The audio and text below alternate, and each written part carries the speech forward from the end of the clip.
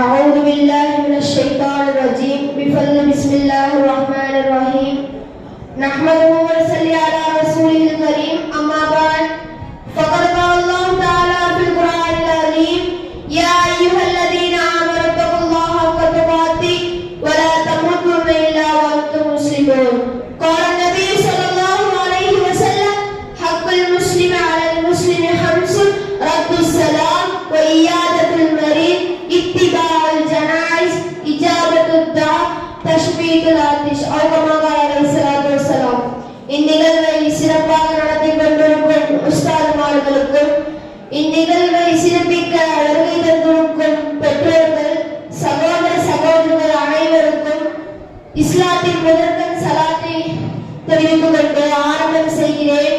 அஸ்ஸலாமு அலைக்கும் வரஹ்மத்துல்லாஹி தஆலா வபரகாத்துஹு.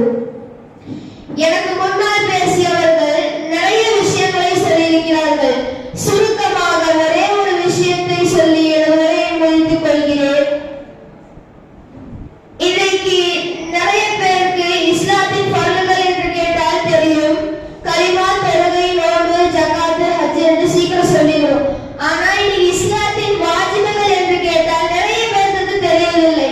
பரவாயில்லை, இந்நிகழ்வின் வழியாக அதை தெரியும், அதை அமல் செய்யவும் அல்லாஹ் தௌஃபீக் செய்வானாக. ஆமீன். நான் எடுத்துக்கொண்ட தலைப்பு இஸ்லாத்தின் வாஜிபுகள். நபிகள் பெருமானார் ஸல்லல்லாஹு அலைஹி வஸல்லம் அவர்கள் சொன்னார்கள், இஸ்லாத்தின் வாஜிபுகள் 5. முதலாவது ரத்து சலாம். சலாம் சொன்னால் பதில் சலாம் சொல்வது. இன்னைக்கு நிறைய பேர் சலாம் சொல்றதுக்கு கூட கௌரவம் பார்க்கறாங்க. ஒருவேளை யாராவது சலாம் சொன்னா பதில் சலாம் சொல்றது கூட யோசிக்கிறாங்க. ஐநேரம் தொழுகையாளி போற வரவங்களுக்கெல்லாம் சலாம் சொல்றாங்க. ஆனா வீட்டுக்கு வந்தா ரத்தமற்ற உறவுகள் கூட சலாம் சொல்றது இல்ல. நபிகள் பெருமானார் ஸல்லல்லாஹு அலைஹி வஸல்லம் அவர்களிடத்தில் இஸ்லாத்தில் சிறந்தது எது என்று கேட்டபோது நபிகள் பெருமானார் ஸல்லல்லாஹு அலைஹி வஸல்லம் அவர்கள் சொன்னார்கள், இஸ்லாத்தில் சிறந்தது தெரிந்தவர் தெரியாதவர், ஏழை பணக்காரன் வித்தியாசம் இல்லாமல் சலாம் சொல்வோம். 2. இயாதத்துல் மரீத். நோயாளியை நலம் விசாரிப்பது. எவ்வளவு பெரிய விஷயம். முஸ்லிம் அல்லாத மாற்று மத யூத சிறுவன் உடல்நல சரியில்லாமல் இருந்தபோது வீடு தேடி போய் ஆறுதல் சொன்னாங்க. நாளைக்கு மறுமையில் அல்லாஹ் கேட்பார், நான் உடம்பு சரியில்லாமல் இருந்தபோது ஏன் என்ன பார்க்க வரல, நீயா உனக்கு எப்படி அப்படின்னு நாம கேட்கிறப்போ அவகிட்ட விசாரிச்சிருந்தா பார்த்திருப்பேன்னு அல்லாஹ் சொன்னான். ஆனா இன்னைக்கு பெத்த தாய் தந்தையை கூட பார்க்க மாட்டேங்கிறாங்க. அல்லாஹ் காப்பாற்றுவானாங்க. 3. தஸ்மீத்துல் ஆதிஷ். தும்மியவருக்கு பதில் சொல்வது. யாராவது தும்மி அல்ஹம்துலில்லாஹ் சொன்னா அவங்களுக்கு பதில் யர்ஹமுல்லாஹ் என்று சொல்வது சில முஸ்லிம்கள் மீது வாஜிபாகும். 4. இஜாபத்து தாவா. விருந்து அழைத்தால் பதில் கொடுப்பது.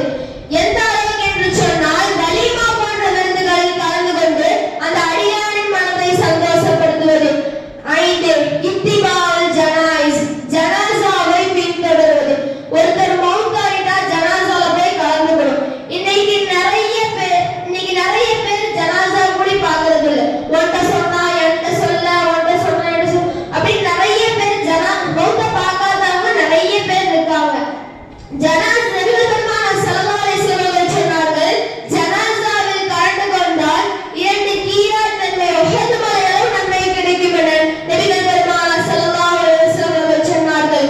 எல்லாம் வல்ல அல்லாஹ் தஆலா இந்த விஷயங்களை நம் வாழ்க்கையில் கடைபிடித்து வாழக்கூடிய பாக்கியத்தை அல்லாஹ்